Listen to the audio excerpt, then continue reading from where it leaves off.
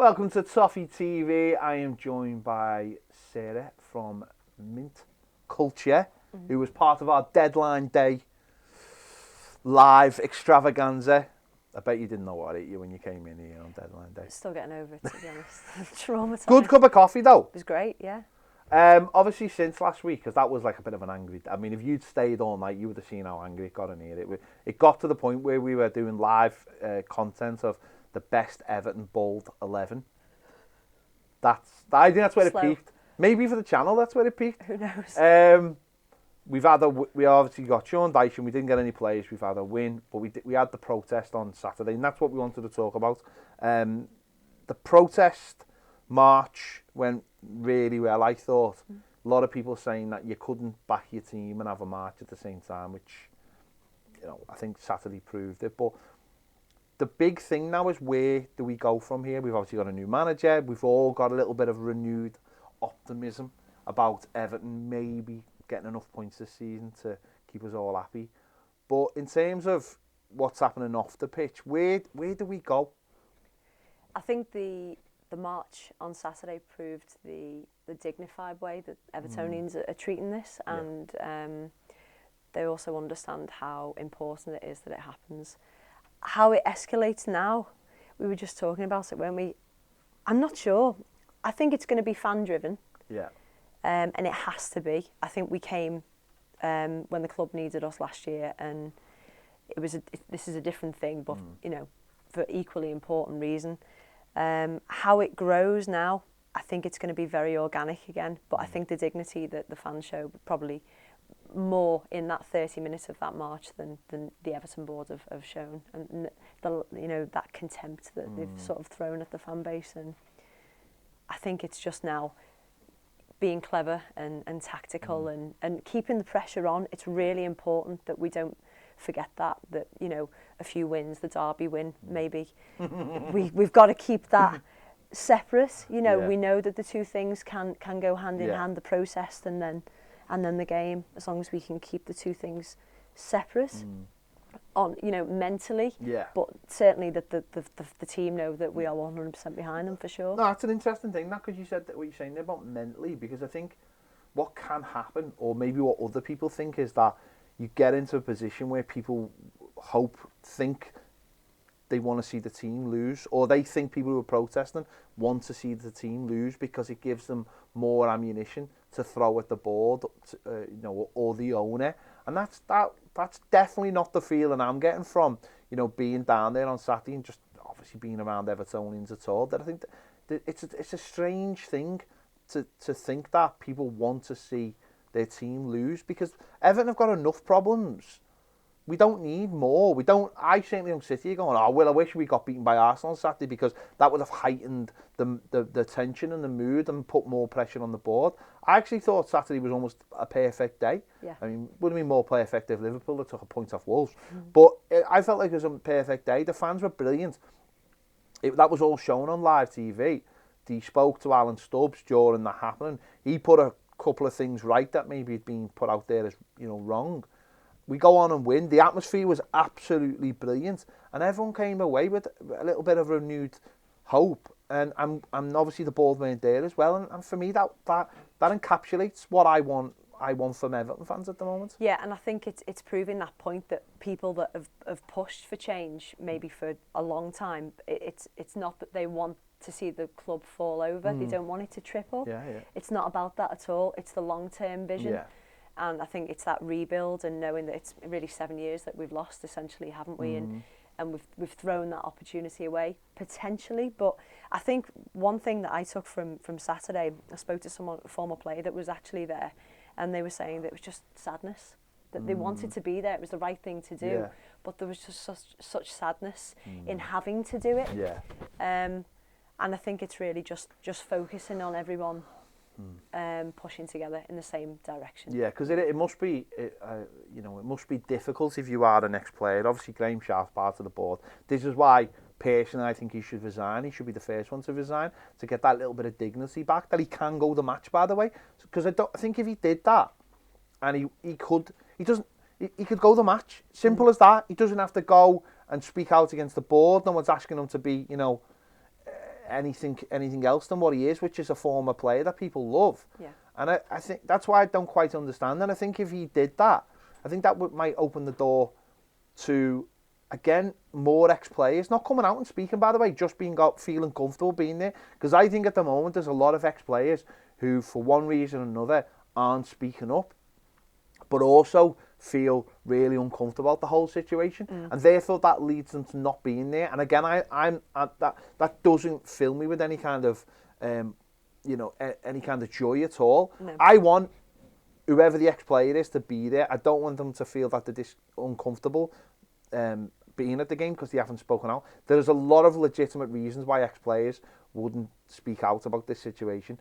First and foremost, their livelihoods as players. A lot of these players wouldn't have made a lot of money during their careers to last in the rest of their lives. I can understand that. And I just think at the moment, with Graham Sharp being that link between ex-players and the board, that's why I want him to step down. I genuinely feel like if he did that, people mightn't go, oh, he's on our side. They'd just go, well, that sorts that little issue out. Be some saving grace. I feel like he's sort of essentially erased himself from some people's minds, hasn't he? Sadly, yeah. And it is really sad. I mean, I didn't experience that Derby goal, you know, but it's the one thing that you think of instantly, isn't it, when you think of Sharp?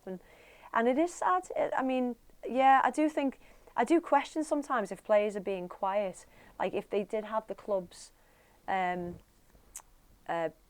heart, you know, within them, if they wanted better for the club and they know the problems and they know the issues and it's a huge elephant in the room, why aren't they speaking out? You do have to, at this point now, probably question that. I know it's financial for some, but at the same time, you know, where's your credibility? Where does your heart lie? And I think we've got it. I think credit to Stubbs. I think he's been a massive catalyst in this, and he's got it into the mainstream, and we do have to thank him for that, you know. Yeah, and I think there's him and you know, maybe I think Michael Ball has stuck his head up as well, and they are maybe players that Evertonians for a start. So that's the most important thing. Maybe their livelihoods don't depend on these other people who are at the club or upsetting people at the club, because you know, we all know that that's an industry in its own. But it's sad. I find it really sad. There's something really poignant about seeing the seats empty. Yeah. I just think, I mean, it's never happened, has it? No. And it's so sad that, and symbolic that the new manager another new manager comes in and it's just empty. Yeah, and even like people coming to, like, investment people. Yeah. But is that something you think has to continue for the rest of the season? What, for them not to come back? Yeah. I don't want them anywhere near. No, I know, that's what I'm saying. I mean, someone was saying at one of the meetings that the FAB held, that one of the guys said that, you know, for the atmosphere to change instantly, we just need the chairman to step down. And you just think, yeah, actually, there's probably a lot in that. You know, the whole this inertia, this just cloud that seems to hang over us would lift instantly. It wouldn't change. It wouldn't. You know, it wouldn't create these massive, you know, changes instantly, but it would certainly make us. No, and I think that's funny enough. I seen someone tweeting yesterday, and it made me think about this, and it made me laugh as well. Someone tweeted saying, "Imagine if Bill Kenwright had allowed the City owners to buy Everton." He said, "Would he get all the blame now if we were in this financial thing?" And it did make me laugh because I thought that's quite funny just in general. But then I thought that typifies though the whole situation. Bill Kenwright, rightly or wrongly, gets blamed for everything, like literally everything. Now, to some people, they'll go, well, yeah, that's a disgrace. Everything is a stick to beat him. But on the flip side of that, I look at that and go, that could easily be sorted out in one statement. I step down from being the Everton chairman. And then Everton fans, rightly or wrongly, would not have him to blame for anything going forward. He could remove himself from the situation, but he won't remove himself from the situation because it's his toy set and he loves it. And I get that to a point. But how far does that go? And it's just like, if you just give us that one thing, or give the fans one thing, that would sort out both sides, because then people on one side could go, see, we told you, it was never anything to do with Bill Kenwright. And then on the flip side, the other side obviously will go, he finally stood down. We don't have that distraction. We don't have, because we often talk about the Newcastle situation. Their owners came in and they bought the club and they removed all of the negative elements. And what that meant was going to a match day, Mike Ashley's not going to be there. You ever gone anywhere and someone there you don't want to be there, and instantly you feel uncomfortable. It doesn't matter if everyone around you is your mate or whatever. You're like, oh, I don't really like him, and you shouldn't. And I feel like that's a bit like it will be like that with the board. Which we're just trying to enjoy ourselves, go to the match, support the team, and you 4 or 5 have decided to turn up. And why did you do? Why are you upsetting the rest of us, the 37,000 rest of us, by just being here when you could have just stayed at home? And I think, if Bill Kenwright or Graham Sharp just went, you know what, I don't want to be part of this problem anymore. I want to be part of the solution or whatever. Then I'll not be. I think instantly fans will go, we got one. Yeah, I think the whole club needs exercise, and they need to go in with the sage and just cleanse everything. Yeah. We talked about that. It does just feel it stuck with me when you said it feels like an end of an era, and it does feel like that rain is slowly just like, you know, breaking away. And for what reason, you know, nobody wants to wish anything bad on anybody, and nobody wants that. But you do have to question, you know, we know why Farhad Moshiri was brought in. Yeah. You know, it was for Bill Kenwright. And, you know, it's quite evident now. And the club is making a very, you know, huge amount of money for a few people. It's got to change. Something's got to change, because the club is essentially dying, like you said, and it's really sad to watch, you know. Yeah, it's a situation that feels like it could,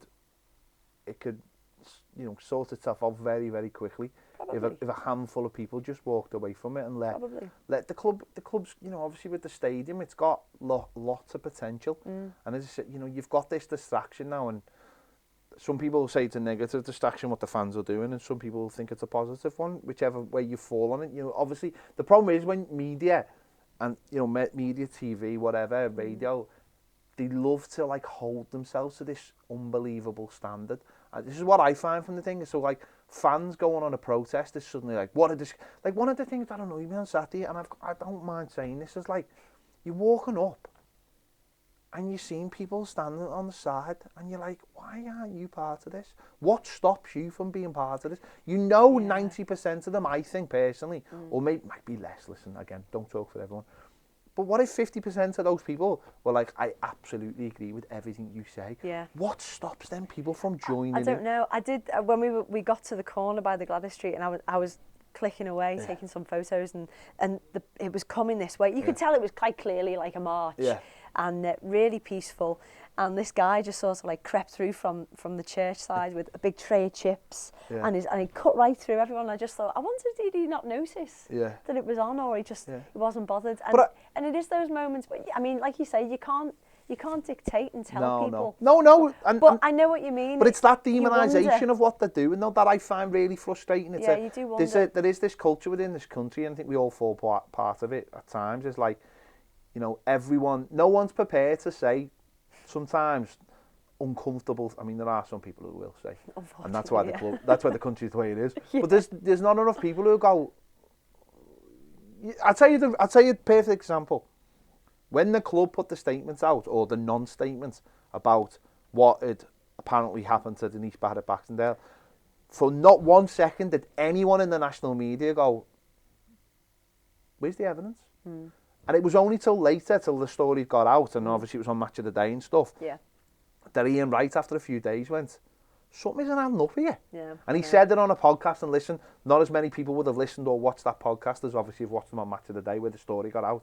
And it's like afterwards he's gone, I need to apologise here. I think he knew, didn't he, that he was getting involved in and that's the kind of country we live in, where no one's prepared to go, did this really happen? Honestly. The thing with that is, as soon as that came through, that statement, we were, I think I was by the hot walk or something. And you know what? Why wouldn't you be? Obviously, that's social comments. But the fact that it did until the headlock thing, at that point it did feel like it was like, what? Why? You know, and I think that moment there was this like this wave. Just thought, you know, everyone was. Because I was in here on the Monday, and anyone who watched it, I was absolutely going mad. But and even that, just saying that for me personally, you're risking a lot. Insulting. I sat here fuming about it, and I was thinking, I'm actually risking a lot by saying this, by questioning the official story. Yeah. But to me, it was bollocks, and it is It bollocks, and it will felt it. always be bollocks. And people fall in that trap of like, and certainly in this country of like, you can't say stuff because of the way we have gone. So I mean, a lot of it I massively agree with, but there is this whole like culture of you can't say anything. So when you see a load of people, you've seen it now with the strikes, the way people are trying to demonise people who are going on strike to just try and get living wages, and instantly it's that thing of like shoving a camera in front of someone going, what do you think about these people trying to stop you from getting to work? Yeah. And it's like it's not like what do you feel about people going on strike trying to have a nice living. It's like why it's impacted on you and what are you doing on it? We flip the other way, and I think the same's been done with seeing people doing a peaceful protest. It's like, look at these people protesting. Yeah. They'll probably end up hurting someone. Yeah, not the billionaires. Yeah, no, but it is that thing of like, it's like, look, someone sprayed something on the wall which says something really bad. Your whole fan base is a disgrace, and it's like, there's too much of that goes on now. Yeah. And I don't know whether that puts people off from being in part of it. Maybe they want to, and they're like, no, because I might get pulled into this, and I'll be seen as a person who protested, and therefore they're terrible. Yeah. And it's the way. I thought on Saturday BT handled it really well actually, because I taped it and went back and watched it, and they handled it really, really well by not falling into that narrative that the club wants people to, is that these people are a disgrace and they're a really small minority, and don't listen to them, and we won't be run out, and we're not coming to the game today because someone violently attacked one of us, or we feel threatened. And it's like, there's no evidence, there's no proof, you didn't even go to the police.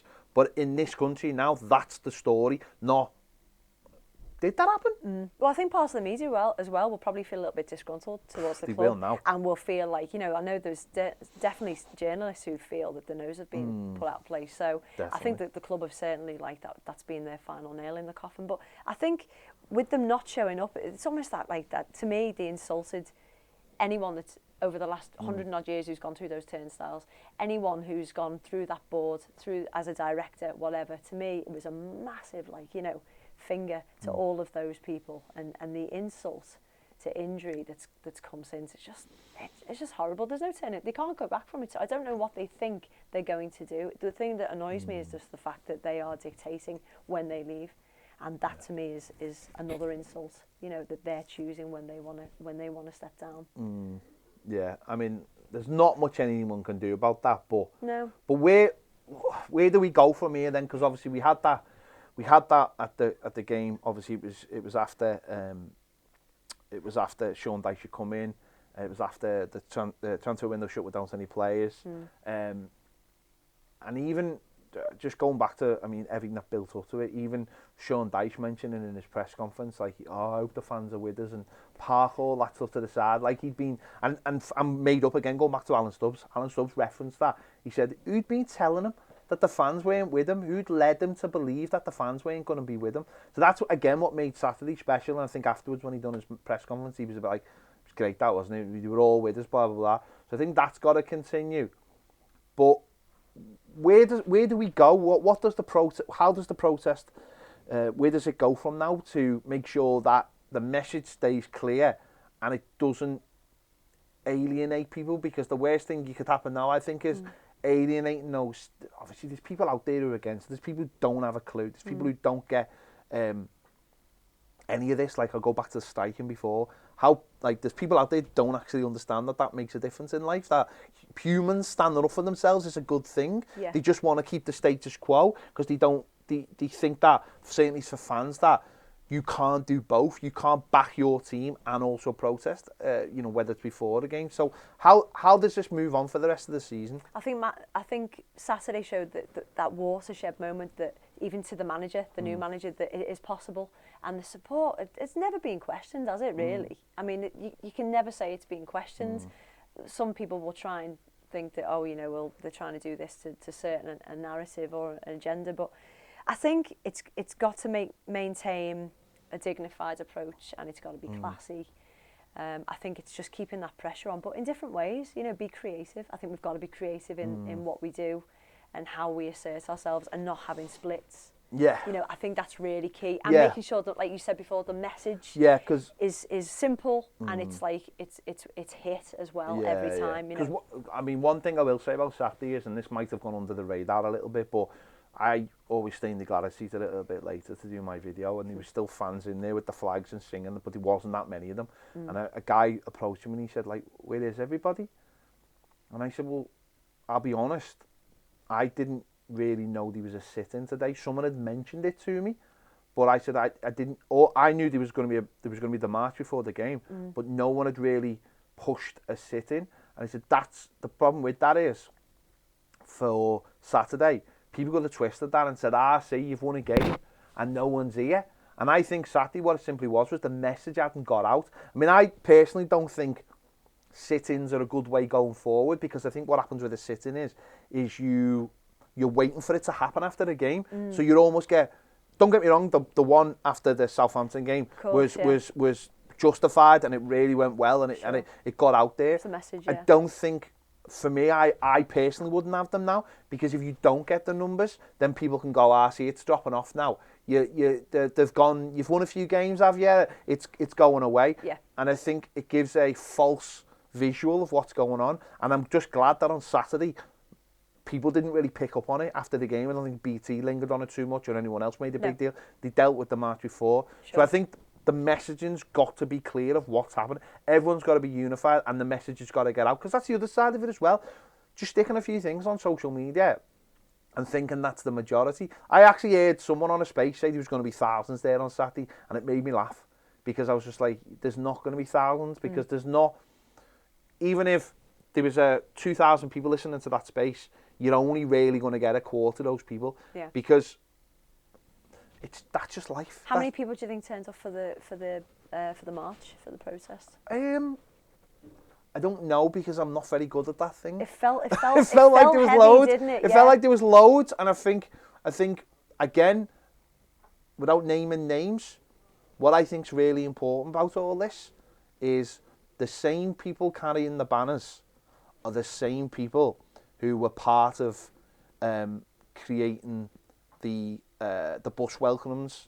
Same faces, we know who they are. I'm not going to name them, I don't want to embarrass anyone or put anyone's name out there, but they're the same people. And what that says to me is that the same people who wanted to make Goodison last season a bear pit and welcome the players off the bus are the same people who are fighting for this club. Well, yeah. And I think that's massively important, that because again, it's dead easy to demonise people, and I've heard a few things of maybe a few people trying to be demonised. Right. But it's the same people, and these people have been on the fans forum and they've been on the Fab, and they are.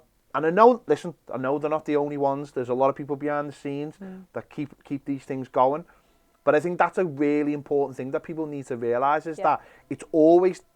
Generally, there's always the same people who just want better for Everton Football Club. Well, I think with the thing that was key last year with the atmosphere with the 1878, that the atmosphere, it's all relative. So if the club is ran well, if things are working, it falls onto the pitch, it's all relative. And that was definitely a conversation I had last year. And I think it speaks volumes that those people are involved. And I think people are realising now that it's all interlinked. Yeah, it's not like. And that's the reason I say that is, it's not like we've got a good set of fans and a bad set of fans. No. What we've got hard-working people who are prepared to go out there and give extra time and go to meetings, whether they be fans forum meetings or Fab meetings or 1878 meetings or whoever it is. They're prepared to give their own time to make this football club better. And yet, even though we don't want them there, the people who are paid to be there don't turn up because they give silly reasons for it. And I think people have got to make that distinction. And when I see people out that listen, social media, and there's lots of nonsense. And I've come across this in the last few weeks. There's so many bots. There's so many accounts that are clearly. There's accounts out there trying to, and you know, they're trying to disrupt. They're trying to cause murder between one person and another person.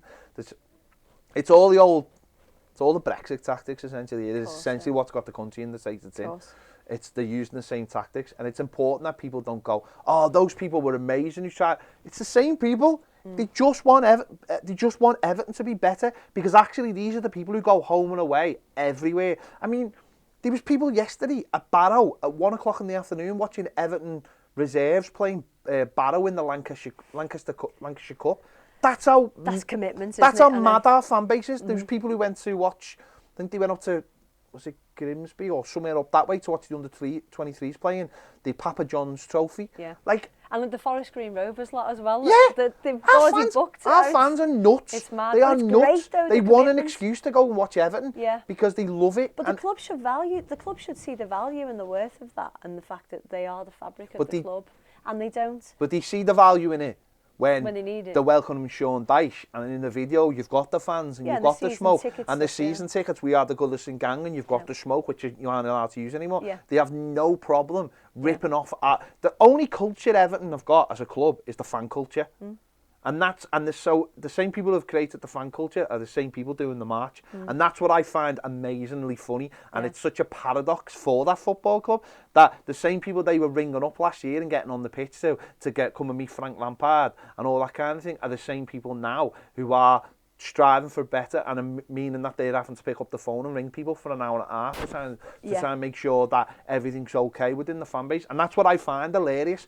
And that's where we're going back to before about saying about taking away the negatives. If you just took a couple of people out the board, and we wanted them all gone, of course, you'd sort of that negativity. That's where it comes right back again to the culture and the fabric of it, this is an essential key time, because we are able to rebuild it now. Yeah. And take all of those elements and almost like override the board mentally and physically, and show that it is about the fan base, and that's what's really important, you know, especially as we go into the new ground. Exactly. That culture, you know. And if Evertonians get it right, if Evertonians get this right, and what I mean by sticking together, staying classy, and doing things the right way, even though some people mightn't see it as the right way, there is a power vacuum at Everton at the moment. And I'm not saying as a fan base we can fill that power vacuum, because these people still own the club and they still have high ranking positions in the club.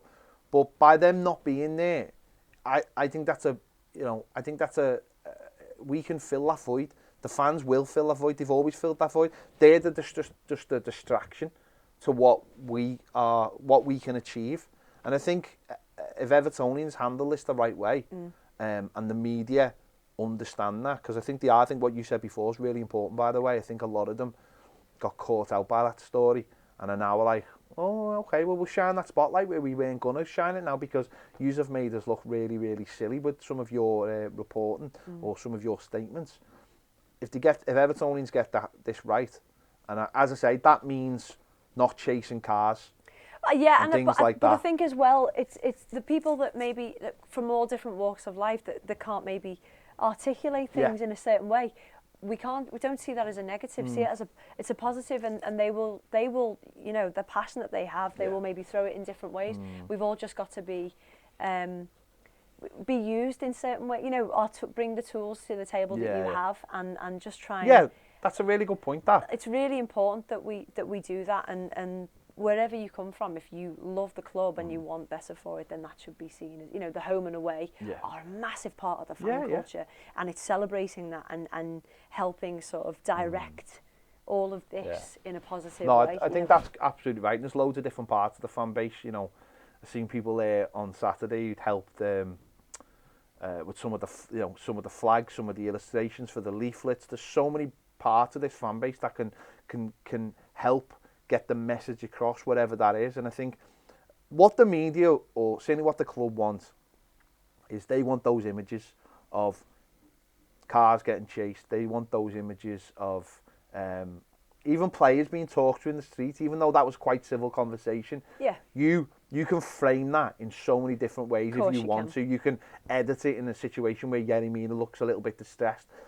If Evertonians can stay away from that kind of thing, and you're absolutely right, some fans will find it hard to articulate their feelings because they're so angry about the situation. Okay, you know, no, that's fine, But if we can find the mechanism, and I know there's a meeting next week, if we can find the mechanism for all these people to have a voice, to get their voice over, so that, and plan everything properly, this could be a massively strong moment for the club, for the fans, Yeah. to articulate as a group where we're going. And we have to understand as well, the core of this has all been club driven.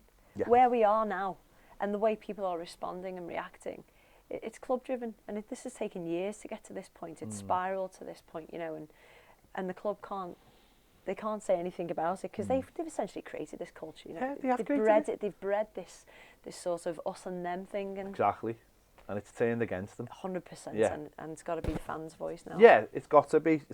So there you go. Let us know your thoughts in the comments on this. Which direction would you like to see it going? And listen, if you are one of those people that wants to see it fizzle out and wait till the end of the season, let us know as well on what you want and how you see it going. You know, we want to hear all voices on this, because I think it's massively important that we're not just talking to people who are involved, who want to be involved, but people who are not involved and see this as a distraction from what's going on the pitch. Big thanks to Sarah. We're going to be hearing more from her coming up on Toffee TV. So there you go. Give this video a like. Subscribe if you haven't already. We want more great videos. Join us over on Toffee TV Premier. The link is in the description, and the QR code is coming up on the screen now.